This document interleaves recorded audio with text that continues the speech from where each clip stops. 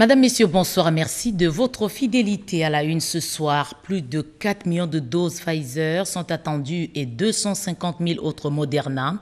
Hier, le couple présidentiel a reçu sa première dose. Aucun signal d'alerte jusque-là. Bientôt la nomination des gestionnaires des fonds miniers pour les générations futures. En mission à Kolwezi, la ministre des Mines exige le respect du code minier. Le programme volontariste agricole n'a pas produit des résultats espérés. 5 des 6 sites ont été visités à travers le pays. Le bilan est loin du compte. Voilà tout pour les titres. Merci de votre fidélité. J'ai perdu des êtres chers, j'en sais quelque chose. Félix-Antoine Tshisekedi Tshilombo appelle les Congolais à se faire vacciner. Le couple présidentiel a reçu hier sa première dose à la clinique présidentielle. Giscard Koussema. Le président de la République, Félix-Antoine Tshisekedi Tshilombo, et la distinguée première dame se sont présentés à la clinique présidentielle de la Cité de l'Union africaine ce dimanche en fin de journée sur place. Les corps médicaux, renforcés par la présence du ministre de la Santé publique, Hygiène et Prévention, ainsi que le conseiller spécial du chef de l'État chargé de la couverture maladie universelle, avaient pris toutes les dispositions pour assurer une prise en charge efficiente. Comme tout requérant, les chefs de l'État et la Première Dame se sont conformés au protocole mis en place par les équipes du programme élargi de vaccination PEV. Tous les signes vitaux étant en situation normale, le président de la République et son épouse ont reçu chacun la première molécule du vaccin. Voilà. Injection directe. Voilà. Merci. Voilà.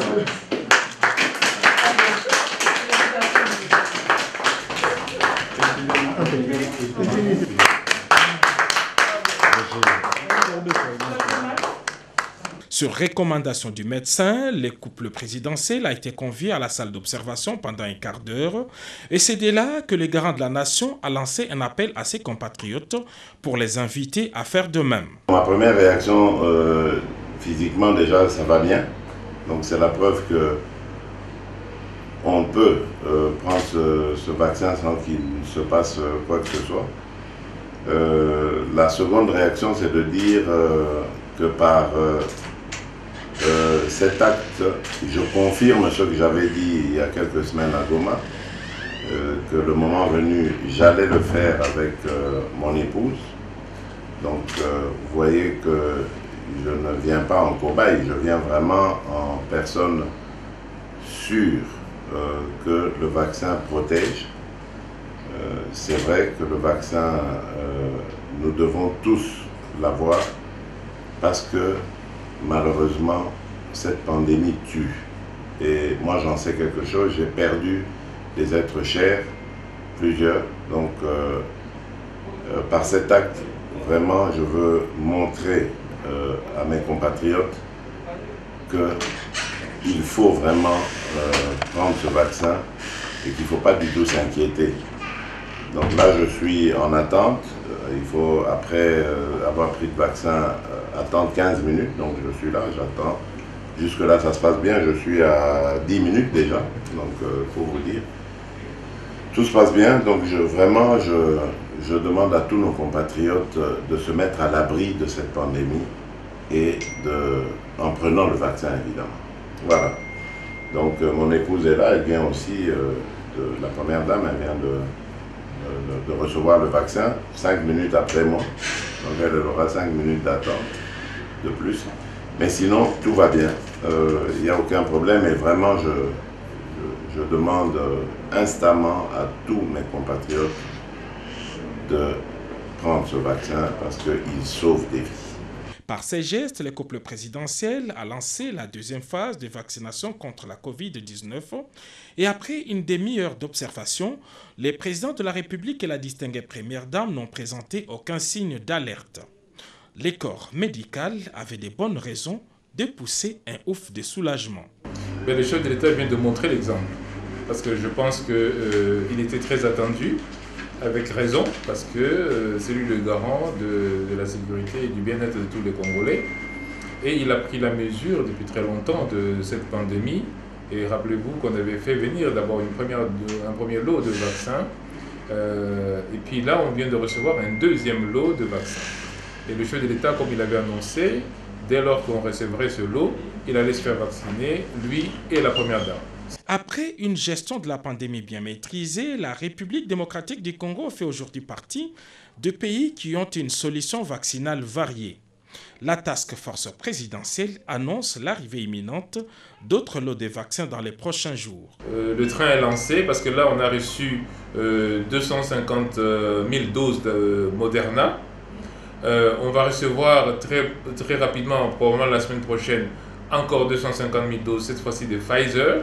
Mais Pfizer, c'est sur un total de plus de 4,5 millions de doses que nous allons recevoir. Mais ensuite, dans un second temps, dans un troisième temps plutôt, on va recevoir de Johnson & Johnson. Vous savez, le vaccin a une seule piqûre. Et celui-là, les engagements qui sont pris, c'est pour 26 millions de doses. Le président de la République, Félix-Antoine Tshisekedi Tshilombo, a mis à la disposition de membres du gouvernement, de ses collaborateurs et d'autres personnalités de la République sa clinique présidentielle pour la vaccination. Déploiement du programme DDRCS à travers la République dans la partie est du pays. Cette structure qui prend en charge les ex-combattants pour une réinsertion peut compter sur les jeunes. Joseph Oscar Mbalkaïj. Les programmes de désarmement, démobilisation, relèvement communautaire, PDDRC, a pour entre autres missions d'encadrer les rendus et les éléments des groupes armés qui ont choisi la voie de la raison, celle de la paix, en déposant les armes. D'où ce soutien indéfectible au programme DDRCS. Pendant que le pays a pris une bonne boussole pour son développement, l'heure n'est plus aux critiques destructives. Il est temps aux Congolaises et Congolais de fédérer les efforts pour que notre pays ne puisse pas manquer les rendez-vous de l'émergence 2030. La restauration de la paix à l'est de la République démocratique du Congo et sur toute l'étendue du pays étant le souhait de tout le monde. La coordination nationale des jeunes intercommunautaires de la RDC se range donc derrière le nouveau coordonnateur du PDDRC, Tony Ntambo Ushindi. La Syngic RDC étant une structure des jeunes congolais soutient sans condition aucune le coordonnateur national du programme DDRCS et lui souhaite plein succès et fructueux mandat. C'est depuis le 4 juillet 2021 que le président de la République a signé l'ordonnance présidentielle portant création, organisation et fonctionnement du PDDRC. Des délinquants tombés dans le filet de la police à Béni, 9 civils armés ont été présentés au public. Ils sont déférés devant la justice. Présentation de 9 bandits à main armée à la presse par le maire de la ville de Béni. Cela résulte des concours de services de sécurité avec la population qui ne cesse de dénoncer les fauteurs en eau trouble, une façon pour les Bénitiens d'accompagner l'état de siège. Après une patrouille pédestre couplée des bouclages qu'a conduit le commissaire supérieur principal Narcisse Mouteba Kachale, président du comité urbain de sécurité, d'autres délinquants ont été arrêtés puis déférés à la justice. Ainsi, le maire policier de Béni, qui ne baisse pas encore les bras, ne dérogera pas à la mission lui confiée par le chef de l'État et met à garde quiconque qui se croit être au-dessus de la loi. Tous des civils, tous des enfants d'ici que vous connaissez, des Moulekera. Donc, je suis en train de corriger tout ce qu'on est en train de dire, que les policiers, les militaires, tout et tout, ce sont eux qui sont en train de voler. Je ne refuse pas. Nous sommes en train de faire des enquêtes. Mais dans un premier temps, je vous présente la première équipe. Alors, nous allons demander à la population de rester calme, de nous laisser le temps. Nous ne dormons pas. Nous sommes en train de travailler jour et nuit. Et tous ces gens, nous les avons arrêtés. Ils ont fait presque 4 jours chez nous. Et aujourd'hui, nous allons les déférer devant la justice. Donc, la population reste calme. Calme, qu'il nous donne le temps. Nous savons qu'il y a des manipulations, nous savons qu'il y a beaucoup de choses qui se passent ici à Béni. Nous sommes au courant de tout ça. Nouveau dialogue d'ici à la fin de ce mois. Les Congolais vont parler économie, sociale, politique. La rencontre aura lieu à Kinshasa. Le président du Sénat a échangé autour de cette rencontre avec l'ambassadeur de l'Union européenne, Sandra Nyangita Bouguelor Kimpianga, pour le point. L'Union européenne est prête à accompagner le gouvernement dans le processus de pacification de la partie est de la République démocratique du Congo. Son représentant l'a dit au président du Sénat lors d'une audience lui accordée par ce dernier ce lundi dans son cabinet de travail. Jean-Marc Châtaignier a par ailleurs annoncé la tenue d'un dialogue qui sera organisé par l'Union européenne à la fin du mois de septembre en cours. Vous savez, ce processus de dialogue politique est inclusif, il ne comprend pas uniquement, il va au-delà du gouvernement et il inclut les institutions parlementaires comme le Sénat, l'Assemblée nationale, il inclut aussi la société civile. Donc c'était pour moi un message important à porter au président du Sénat.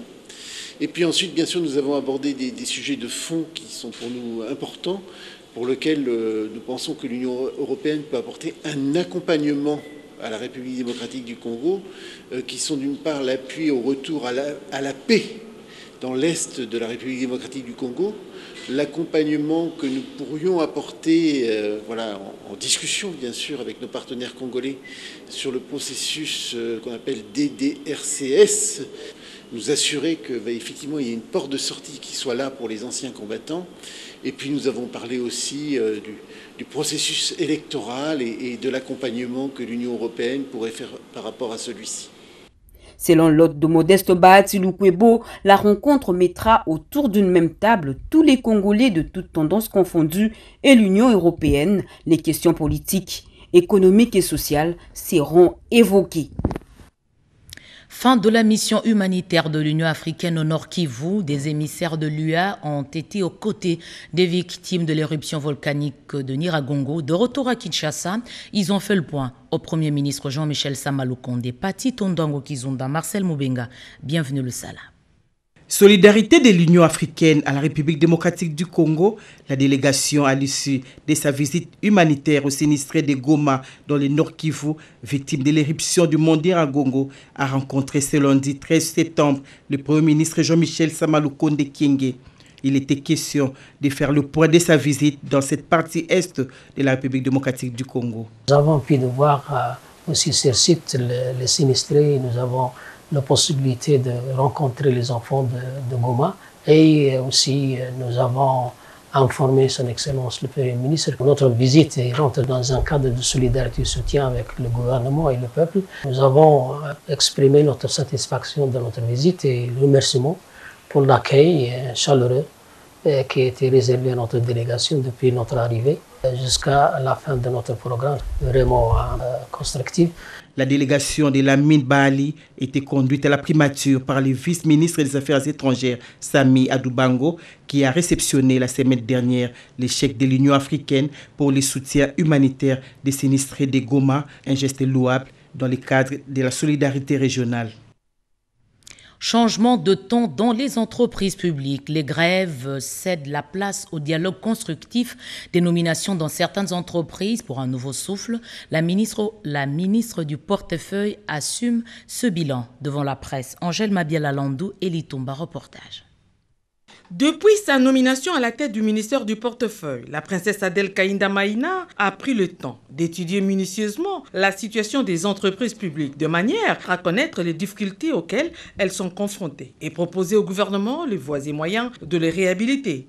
À travers les états des lieux des entreprises publiques initiés par le chef de l'État et réalisés grâce à l'expertise du comité de pilotage des entreprises du portefeuille, en sigle COPIREP, ce travail a pratiquement pris 2 mois et permis de connaître les tristes réalités qui se résument comme suit. Outils de production insuffisants, obsolètes et souvent totalement amortis et dépassés. Effectifs vieillissants, pléthoriques et en inadéquation avec les niveaux d'activité.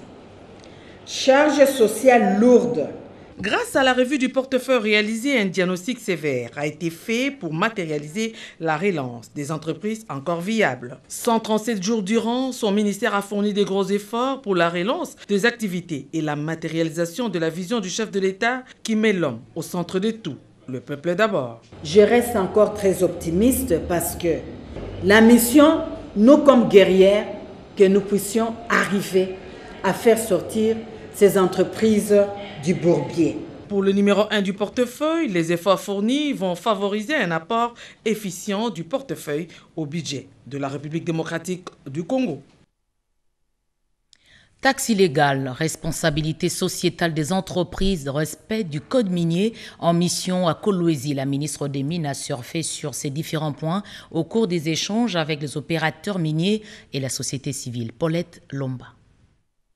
Face aux opérateurs miniers industriels, semi-industriels et artisanaux, les membres de la société civile ainsi que ceux de la Fédération des entreprises du Congo à Kolwezi, la ministre de Mines Antoinette Samba Kalambaye a insisté sur un point, le respect du code et règlement minier.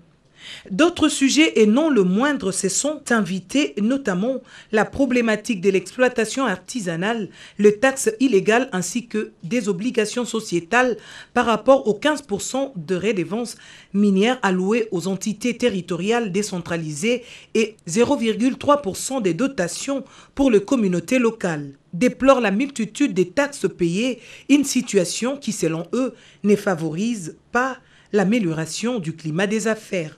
Évoquant le sujet lié aux fonds miniers, pour les générations futures, les numéros 1 de mines rassurent que bientôt les animateurs seront nommés pour gérer ces fonds. La ministre a aussi pris part aux travaux de l'atelier ITIE RDC lancé par le ministre d'État en charge du plan et président exécutif du comité d'ITIE RDC, Christian Mwando Simba. Ces assises se sont focalisées sur la dissémination du rapport ITIE RDC. Soucieux de la situation que traverse la population environnante du site d'exploitation Mutanda Mining dans le Lualaba, Antoinette Samba s'est assurée du volet social de l'exploitation au profit des communautés locales. Le gouvernement vole au secours des agents de la minière des Bakwanga. Un financement a permis le paiement des arriérés. Et comme il n'y a pas un sans deux, un acte de générosité en direction du personnel de l'AMIBA a été posé. La mère du chef de l'État leur a offert quelques tonnes de maïs. Robert Ndaye. C'est symbolique et plein de signification car il vient d'une mère au cœur sensible et généreux. Les cris de détresse du personnel de la société minière de Bakwanga, portés par son directeur général Paul Lukusa Mudjai, sont arrivés aux oreilles de Maman Marthe Kassalou, mère biologique du président de la République, Félix Antoine Tshisekedi Tshilombo. Plus de 3000 tonnes de sacs de maïs remis au personnel de la MIBA, Maman Marthe Kassalou a consenti à céder une grande quantité du maïs récolté dans sa ferme pour soulager tant soit peu la misère de ses fils et filles de la société minière de Bakwanga. Le personnel de la MIBA en effervescence à l'arrivée de ce don salue ce geste d'amour de Maman Marthe Kassalou, une femme influente en République démocratique du Congo.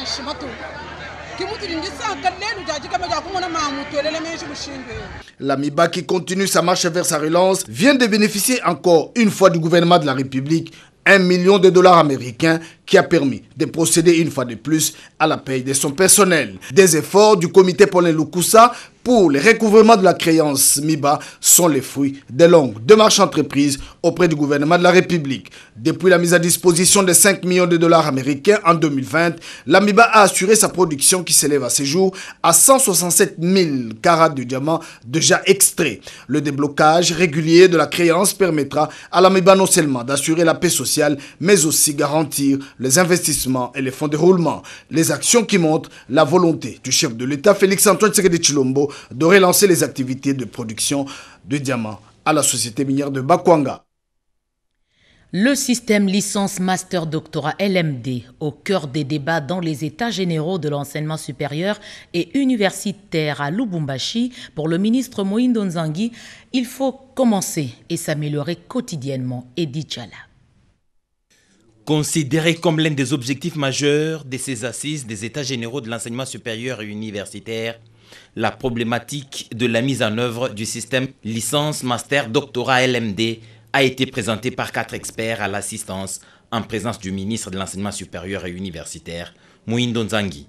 La plaie a été touchée au vif à ces états généraux le système licence, master, doctorat, LMD, aborder dans toutes ses exigences les ressources humaines, financières qu'il requiert. Moïndo Nzangi, ministre de l'Enseignement supérieur et universitaire, sa foi, commencer d'abord et s'interroger chemin faisant. Les peu de moyens que nous avons, faisons ce qui est faisable. Et on n'attend plus la Banque mondiale. Nous allons faire notre LMD. Nous allons faire notre LMD avec nos moyens. Nous allons démarrer avec nos moyens et nous allons nous améliorer quotidiennement. Le ministre a aussi rappelé à l'assistance que l'examen et l'adoption de la loi relative à la réforme du système d'enseignement supérieur et universitaire avait pris 2 ans à l'Assemblée nationale. Cette loi est la résultante d'un compromis national. Nous devons réfléchir sur comment y aller sans casse. Car le constat de la faiblesse de notre système d'enseignement actuel est unanime. Restons dans la recherche. En cas de crise cardiaque, comment porter secours? Les étudiants congolais ont appris des gestes qui sauvent au cours d'une conférence débat organisée à Kinshasa, à l'université Simon Kimbangu, Luxon Kabala, Iverson Kabwaba. La médecine des catastrophes et les gestes simples qui sauvent des vies humaines, ce thème a fait l'objet de la conférence organisée par la coordination estudiantine de l'université Simon Kimbangu. Les participants à cette conférence, en majorité des étudiants de cette alma mater, ont enrichi leurs connaissances pratiques sur les techniques de réanimation des patients en cas d'une crise cardiaque. L'orateur, le chef des travaux Benjamin Kabwe Mouilambwe, de la faculté de médecine à l'université de Kinshasa, a expliqué le concept de la médecine des catastrophes, qui est une branche de la médecine qui s'occupe des catastrophes d'ordre naturel. Quand il s'agit de catastrophes, c'est l'État. Nous avons vécu ensemble ce qui s'est passé à Goma. C'est l'État qui a demandé à la population de se déplacer. C'est l'État qui est en train de construire les habitations. L'État est incontournable. Occasion pour ces étudiants d'apprécier à juste titre la pertinence de cette conférence. Au cours de cette conférence, nous avons appris que lorsqu'il y a un arrêt cardio-respiratoire, les délais maximaux pour pouvoir sauver la vie de la personne est de l'ordre de 5 minutes, puisque au-delà de ça, il y a déjà des lésions cérébrales et la mort sera bel et bien assurée. Ces éventualités peuvent arriver à tout le pays, riche ou pauvre. Le mieux, c'est de se préparer en conséquence. Kinshasa connaît de sérieux problèmes pour la conservation des médicaments. Son grand dépôt brûlé il y a 10 ans va être réhabilité. Aujourd'hui, le ministre de la Santé a posé la première pierre de construction. La pose de la première pierre pour la construction d'un entrepôt moderne pour le stockage et la distribution des médicaments à travers le pays après l'incendie de 2011 vient répondre au souci du président de la République, Félix-Antoine Tshisekedi Tshilombo, de doter les pays d'une plateforme d'e-WIB répondant aux normes internationales. L'événement de ce 13 septembre 2021 marque l'aboutissement des efforts inlassables de plaidoyer du gouvernement de la République auprès des partenaires internationaux. C'est le ministre de la Santé publique qui a procédé à la pose de cette première pierre.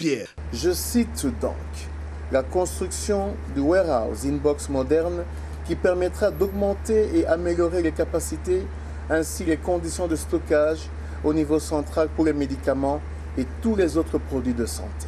Financé à la hauteur de plus de 4 millions de dollars américains par l'USAID et le Fonds mondial, représentés par Cordaid et Kimonisk, ces travaux sont exécutés par la société de construction, montage et dépannage SMD. Les descriptions techniques ont été données par le directeur général de cette entreprise, dont la fin des travaux est prévue en avril 2022. Conception de sa structure a suivi le même principe avec le béton armé dans son infrastructure. Et il y a aussi le métallique dans sa superstructure.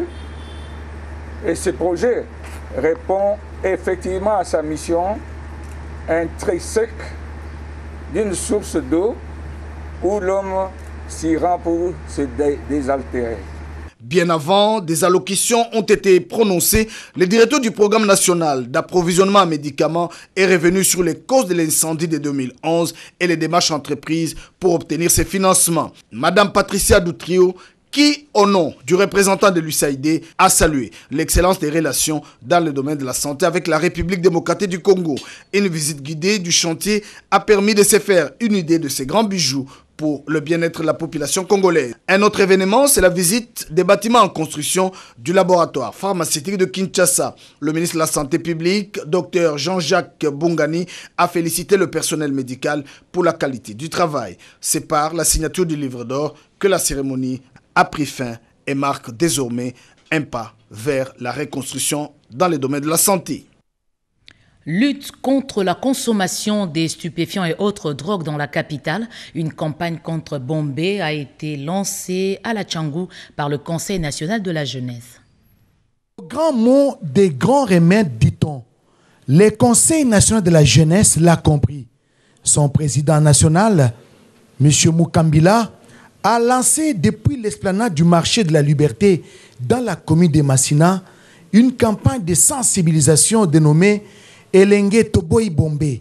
Entendez, jeunes, disons non à la consommation de la drogue, communément appelée Bombay. Objectif, décourager la consommation de ces produits toxiques, extraire des épaves de véhicules et récupérer les personnes qui manifestent déjà les effets des drogues qui nuisent sensiblement à la santé. Répertorier en amont les différents groupes de jeunes consommateurs de ces produits toxiques. Et dans sa mission d'encadrement et d'orientation de la jeunesse congolaise, le bureau du Conseil national de la jeunesse s'en va donc en guerre contre cette drogue qui affaiblit le système cardiovasculaire de l'être humain et rappelle avec force la mesure du gouvernement congolais interdisant la vente des Bombay. Il était question pour nous aujourd'hui de s'approcher de cette jeunesse pour ainsi le présenter d'une part le méfait de ces produits toxiques et également aussi de les amener au travail parce que la République a forcément besoin d'eux et que l'avenir du Congo repose sur leur bonne volonté de faire et surtout de se laisser au travail de la nation. Cette campagne va s'étendre dans les 4 districts de la ville de Kinshasa où l'on constate la recrudescence de la consommation de la drogue, communément appelée Bombay, dans les milieux de la jeunesse. À l'étranger, le think tank 2020 a vécu, organisé par la Fédération universelle pour la paix et la réconciliation. Les intervenants découragent la multiplication des conflits. Alain Bikaï. Cette messe internationale pour la paix a connu la participation de l'ancien président américain Donald Trump, de l'ancien président de la Commission de l'Union européenne José Manuel Barroso et tant d'autres leaders du monde politique. Le 45e président des États-Unis d'Amérique a fait remarquer à l'assistance que son pays a un rôle majeur à jouer dans l'établissement d'une paix durable en Corée du Sud et dans le monde. Je suis fier d'avoir créé une nouvelle voie par laquelle les divisions et les difficultés du passé pourraient un jour être guéries à un niveau que personne n'aurait cru, a renchéri Donald Trump. Selon lui, après la pandémie de la COVID-19 qui a ravagé l'humanité, le monde doit privilégier la coopération diplomatique au lieu de multiplier des conflits, surtout à ne pas renouveler les hostilités. L'ancien président de la Commission européenne, José Manuel Barroso, a invité les Coréens à trouver un moyen spécifique propre à la Corée pour parvenir à la paix et à la réconciliation. La cofondatrice de la Fédération pour la paix universelle, Dr Ak-Jak Ak-moon, est revenue sur les perspectives de paix dans la péninsule coréenne qui sont excellentes avant d'appeler les dirigeants des deux pays à accepter la volonté divine. Ces mêmes appels d'espoir lors de cette rencontre axée sur les possibilités de réconciliation et de coopération dans la péninsule coréenne a été lancé par les intervenants au cours de ces assises organisées par la Fédération universelle pour la paix. Les efforts et l'engagement des Dr Ak-Jak Moon pour la paix ont été salués par les participants à ces assises en ligne. Énergie, tous les câbles de la SNEL en cuivre seront remplacés par des câbles en aluminium. Cette première expérience a été tentée à la direction régionale sud de cette entreprise. C'est une solution palliative pour mettre fin aux actes de vandalisme. Je vous propose d'écouter un des responsables de la SNEL. D'abord, en tant que le responsable de la direction régionale sud, qui est la direction qui bénéficie de tous ces efforts-là, nous devons remercier le directeur général pour son implication et l'effort fourni pour mettre en œuvre tout cet investissement qui a permis ainsi que le contractant JTPCC puisse remplacer tous les conducteurs en cuivre qui étaient sur cette ligne continuellement vandalisés. Aujourd'hui remplacés en aluminium, ça nous permet de respirer d'abord sur ce cas de vol perpétuel qui ne faisait que nous scier dans nos recettes et tout ça.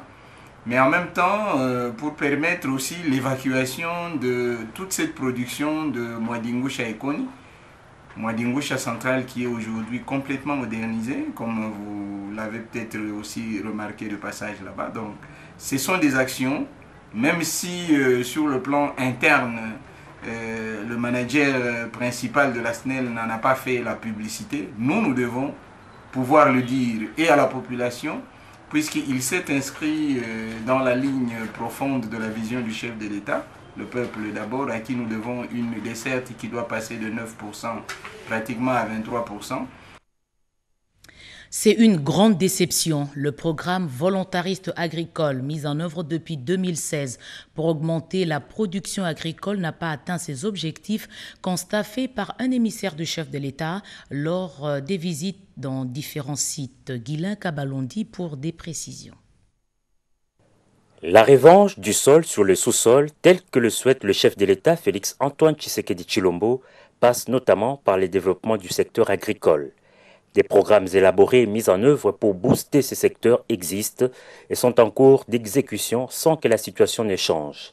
C'est dans ce contexte que le conseil principal du chef de l'État au Collège de la planification, agriculture, pêche et élevage a été dépêché en mission de suivi et évaluation du programme volontariste agricole PVA en sigle dans les provinces concernées.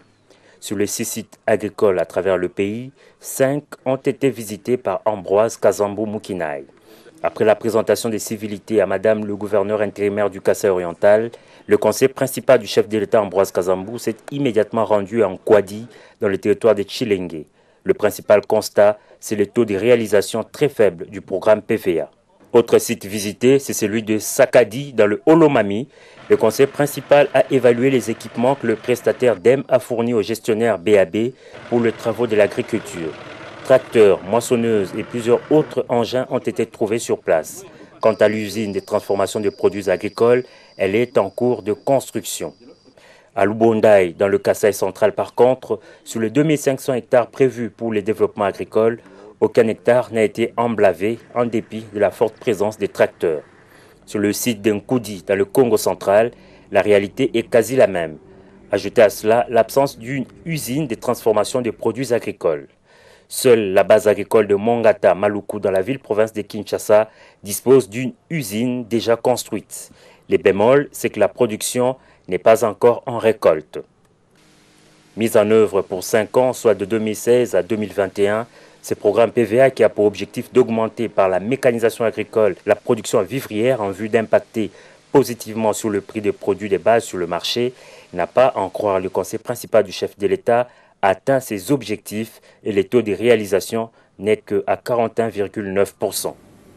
Ambroise Kazambou Moukinai suggère en définitive le recadrage pur et simple de ce programme avec à la clé le renforcement des structures de contrôle et de gestion pour tenter de sauver ce qui peut l'être. Faisant d'une pierre deux coups, le conseil principal, accompagné de la gouverneure intérimaire du Kasaï oriental, a visité à Tshilenge le domaine agro-industriel présidentiel de l'Antsele d'Aipen. Voilà, c'est la fin de ce journal. Merci de l'avoir suivi à travers le monde. Je rappelle les principales informations. Le couple présidentiel a prêché par l'exemple. Félix-Antoine Tshisekedi et Denise Nyakeru ont reçu hier dimanche leur première dose de vaccination. Ils sont en super forme. Entre-temps, plus de 4 millions de doses Pfizer sont attendues et 250 000 autres Moderna. Bientôt, la nomination des gestionnaires des fonds miniers pour des générations futures. La ministre des Mines en mission à Kolwezi l'a annoncé. Elle exige aussi le respect du code minier. Le programme volontariste agricole n'a pas produit des résultats escomptés. 5 de 6 sites sites ont été visités à travers le pays. Le bilan est loin du compte. Vous avez suivi le reportage de Guylain Kabalondi. L'actualité revient à 23h à la présentation Getty Omatuku. Je vous retrouve demain 20h. Très bonne suite des programmes. Au revoir.